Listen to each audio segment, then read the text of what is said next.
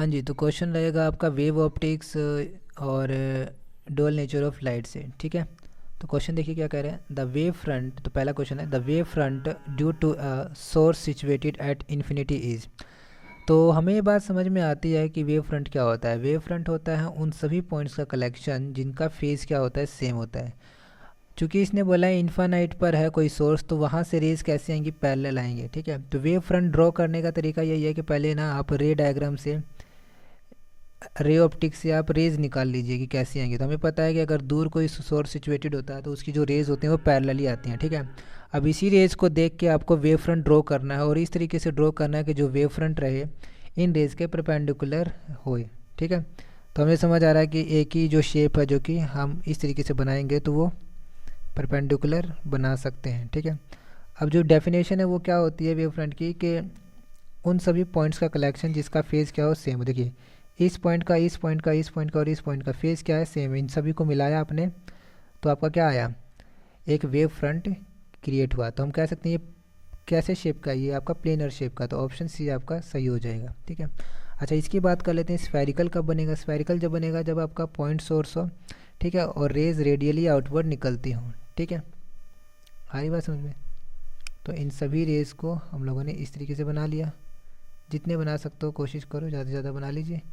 Okay, फिर आप क्या बोल रहे, आपको क्या कहा था कि उन सभी पॉइंट्स का कलेक्शन जिसका फेज़ क्या हो, सेम। मान लीजिए कि ये मैंने उन पॉइंट्स का कलेक्शन कर लिया जिनका फेज़ क्या है, सेम है।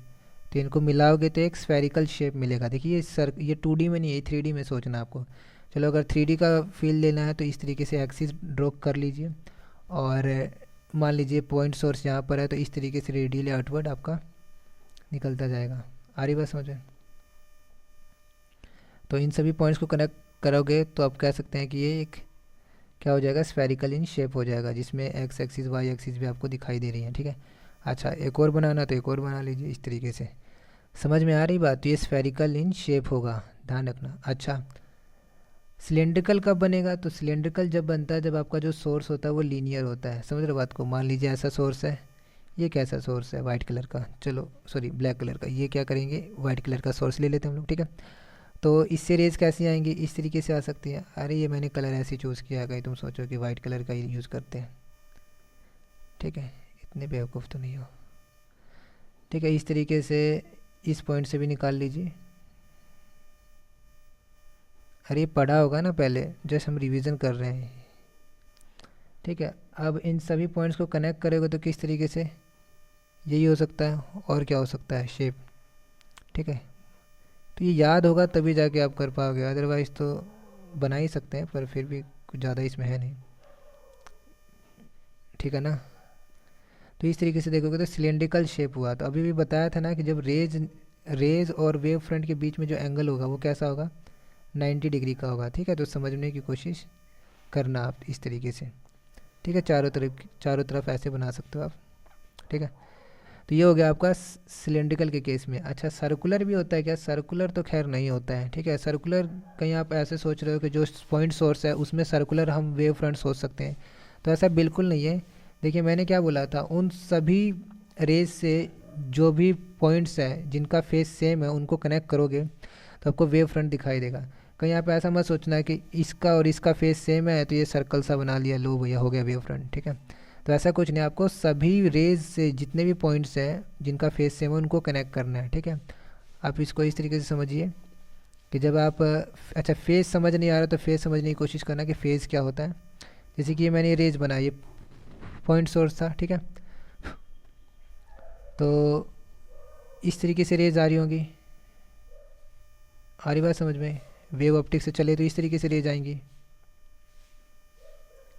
ठीक है, अब ये समझने की कोशिश करना है कि देखिए मान लीजिए कि ये वाला पॉइंट है, ये वाला पॉइंट, तो ये वाला पॉइंट कर लेते हैं। तो ये वाला पॉइंट देखिए नीचे आ रहा है, तो ये वाला पॉइंट भी नीचे आ रहा है, ये वाला पॉइंट भी नीचे आ रहा है, ये वाला पॉइंट भी नीचे आ रहा है, ये वाला पॉइंट भी नीचे आ रहा है और ये वाला पॉइंट भी इधर आ रहा है नीचे।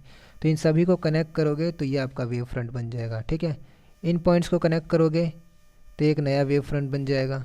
आई बात समझ। तो वेव फ्रंट आपको फील करना आना चाहिए एक्चुअली वेव। हाँ जी, तो सेकंड क्वेश्चन देखिए, the graph showing the correct variation of linear momentum p of a charged particle with its de Broglie wavelength lambda। तो हमें बात ये समझ आती है कि डी ब्रोगली ने ये बोला था कि जब भी कोई पार्टिकल चलेगा तो उसमें वेव एसोसिएटेड होगी, ठीक है, चाहे वो पार्टिकल माइक्रोस्कोपिक हो या मैक्रोस्कोपिक हो। माइक्रोस्कोपिक होगा तो उसका सिग्निफिकेंट वेव आपको समझ में आएगा, अदरवाइज मैक्रोस्कोपिक ऑब्जेक्ट होगा तो उसका वेव आपको समझ में कम ही आएगा, क्योंकि वेवलेंथ बहुत छोटी आने वाली है, ठीक है। फिलहाल इन्होंने जो रिलेशन दिया था उसको हम लिख लेते हैं, lambda is equal to h by p, जहाँ पे पी क्या होता है, मोमेंटम होता है, जिससे मास और वेलोसिटी का प्रोडक्ट होता है, ठीक है। इसी रिलेशन को थोड़ा और अच्छी तरीके से लिखें, पी को यहाँ लिखते हैं और एच बाय लैम्डा इस तरीके से लिख लेते हैं, ठीक है। तो हमें समझ आ रहा है जैसे जैसे लैम्डा बढ़ेगा पी की वैल्यू घटेगी, ठीक है। तो इसी का आपको ग्राफ बनाना है। तो ये basically y is equal to m by x का ग्राफ हो गया, है कि नहीं। तो ये ग्राफ कैसे बनेगा ये आपको सोचना है, ठीक है ना। m यहाँ पर कांस्टेंट है, तो सोचिए ये रेक्टेंगुलर हाइपरबोला फॉर्म होगा, तो ये आपका आंसर हो जाएगा, जिसमें हमें समझ आ रहा है कि जैसे जैसे लैम्डा की वैल्यू बढ़ेगी वैसे वैसे p की वैल्यू घटेगी, समझ रहे हो। लैम्डा बढ़ा, p की वैल्यू क्या होती जा रही है, घटती जा रही है। आई बात समझे, मोमेंटम की वैल्यू क्या होती जा रही है, घटती जा रही है, ठीक है। अब तुम कहोगे कि ये इसमें भी तो घट रही है ना, लेकिन यार इसका ये ग्राफ नहीं बनेगा ना। इसका ग्राफ के लिए आपका जो इक्वेशन होना चाहिए कुछ इस तरीके से होना चाहिए था। आई बात समझ में, ये y होता, अगर ये x होता तो इस तरीके इक्वेशन होता, ठीक है, लीनियर इक्वेशन, ठीक है। ये लीनियर इक्वेशन नहीं था जो हम लोगों ने इसका ग्राफ बनाया, ठीक है। और ये तो हो ही नहीं सकता क्योंकि इंक्रीज़ हो रहा है, इंक्रीज़ तो होगा नहीं साथ साथ, ठीक है।